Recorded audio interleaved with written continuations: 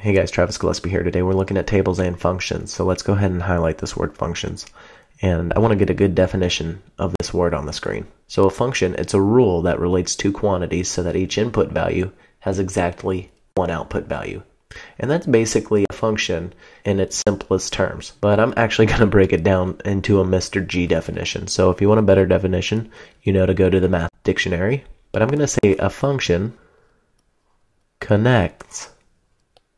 Oop, that should be an E there. So let's actually fix that real quick.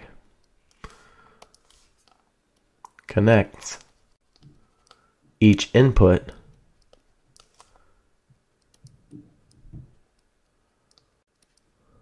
with exactly one output.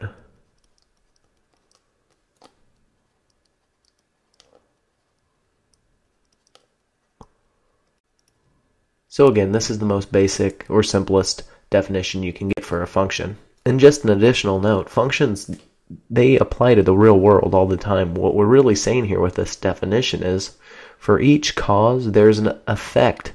And you can observe all of these effects. You can see them in math. You can see it in the real world. So if you see this cause and effect in the real world or in math, what you do is you look for patterns. And then you ask yourself, can I find a function for this cause and effect relationship? And if you can, what you can do from there is kind of predict or find out future events or future outcomes. If I put something in, what do I predict will come out or be the outcome? So let's go down to this example and read through it. It says, write an equation for a function that gives the values in the table. Use the equation to find the value of y for the indicated value of x. So the first thing we want to do here is write an equation.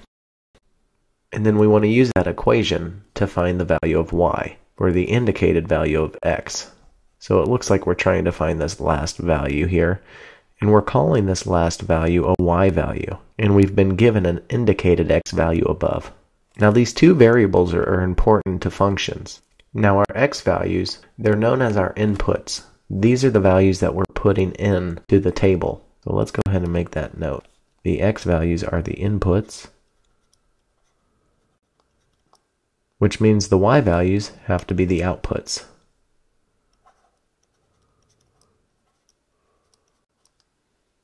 Fix that T there.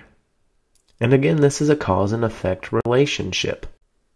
So this output or this y value or these y values in the list depend on the x value that's put into the list or put into this table.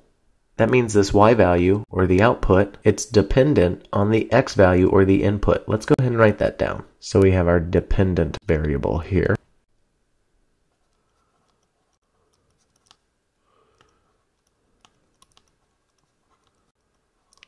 Which again means that this x value or the input is independent.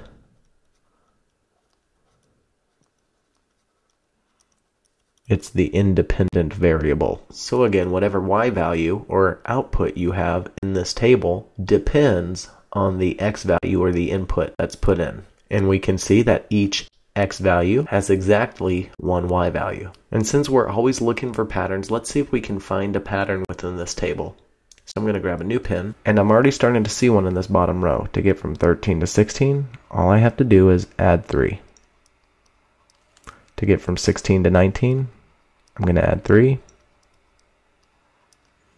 To get from 19 to 22, I'm going to add 3. And to get from 22 to 25, let's add 3. Now be really careful here, because I don't want you to make a mistake and think, to get to this next spot, from 25 to this next spot, all you'd have to do is add 3. Look at the x values really quick. It's moving up by 1 each time, from 3 to 4, so I'm just adding 1 from 4 to 5, and so on until we get to 7. And then the value jumps from 7 all the way to 10. So if I were to add 3 to 25, well, I'd get a value of 28. I could make a note of that over off here to the side for a second. I'd get a value of 28, but the 28 corresponds to having an x value of 8. But we have an x value of 10, so 28 would be incorrect to go on this spot. So I'm going to erase this information. And let's go back down here. Well, some people might be saying, you know what, all I have to do is continually add 3 till my y value matches the one that corresponds with an x value of 10. But our goal right now is not to continually add fingers, writing them down on paper, writing them in a list. The goal is to create a function so that we can predict future outcomes and do it fairly quickly. And the function's the way to do that. Because what if my number's not 10 every time? What if my number, my x value, was 999? I wouldn't want to continually add 3 over and over and over until I get to 999. I'd want a quick method to get there. So let's erase that information as well. So I can see I'm constantly adding 3 here. In fact, I'm going to just think of that as my constant number. I will come back to that word in just a little bit. I'm going to get blue again. And let's see if I can find any more patterns in this table. Well, what would happen if I took this constant number of 3 and multiplied it by the x value? So in this case, 3 times x. In fact, I'm just going to put a multiplication symbol here. So 3 times 3 in this case. Well, 3 times 3 is 9. How do we get from 9 to 13? Well, you'd have to add 4. So let's just say our last step. I'm going to kind of create a circle here. So the last step is to add 4. So add 4. Okay, let's try this again, but I'm going to change pen colors just so that this stands out. So I'm going to take this constant of 3 and multiply it times 4. And let's put that multiplication symbol down. So we're multiplying by 4. So 3 times 4 is 12. How do we get from 12 to 16? Well, let's just kind of go around the world still. And I'd have to add 4 again, so plus 4. 12 plus 4 is 16. Okay, I'm going to change colors. We're going to take that constant of 3 and multiply it by 5 this time. So multiplication, 3 times 5 gives me 15. And then going around the world, 15 plus 4 will give me 19. So it looks like I found a pattern. It's not only emerged, but it's holding true, and I want to write it down before I forget it. And before I write down any values, I'm going to write down some key things in words. Well, earlier I said positive 3. When we kept adding 3, I'm constantly adding 3. So we're going to call this our constant. So I'm going to make a note. My constant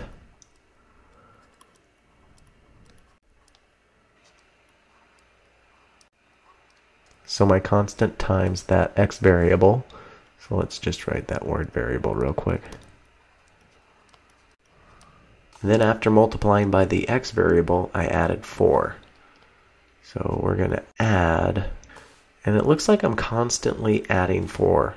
So I'm going to call this my constant term.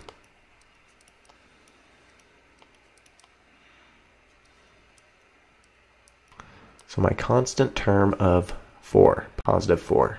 So again, the constant that I continually added at the start is positive 3. I'm going to write that down first. So I have positive 3. I'm going to multiply it by my variable, and my variable is x. So this is not a multiplication symbol next to the 3. It's my variable x that stands for my input. So I have 3 times x, or just 3x. Then I'm going to add my constant term. So plus 4 in this case. 4 is my constant term. So we found out that 3 times our x variable plus 4, well, what did it equal? So 3 times our x variable plus 4 gave us 13 in this case, but 13 is our output. It's our y value. So let's make a note here, our output. Our output is equal to the constant times the variable plus the constant term.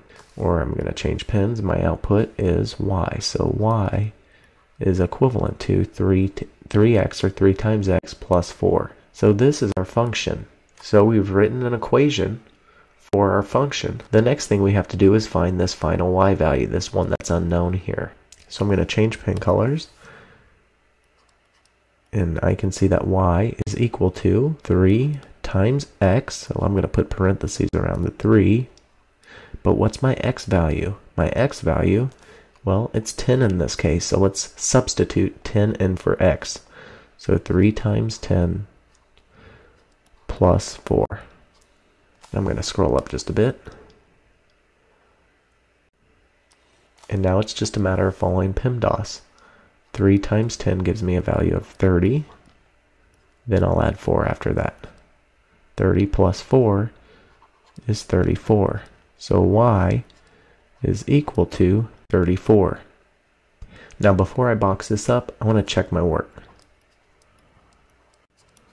So I'm going to substitute 34 back into y on the original equation. I'm going to change pen colors real quick. So I should have 34 that's substituted in for y is equivalent to 3x plus 4. So what's my overall goal here? I have to isolate the variable x. The first thing I'm going to do is undo addition of positive 4 here.